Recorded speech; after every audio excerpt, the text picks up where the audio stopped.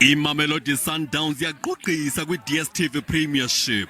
Amaqela amakhulu eSoweto azikhotha amanxeba ayanqanqasela xa iza kudlala neli qela laseTshwane elizinze Chlorkop. It's going to be a very interesting match, I must be honest. And I'm also looking forward to a very nice game of football that will have a lot of goals. Because for sure this game deserves to have goals. Ifolosi yeSandawana ithi isoloko izingela amanqaku kodwa abasukulithathela phansi bhakajuju kuba lifihle intonga emgqibeni. It's very tricky, very difficult, especially this home and away thing. Also in Europe, it's tricky there because you want to go home at least with a win or having a goal.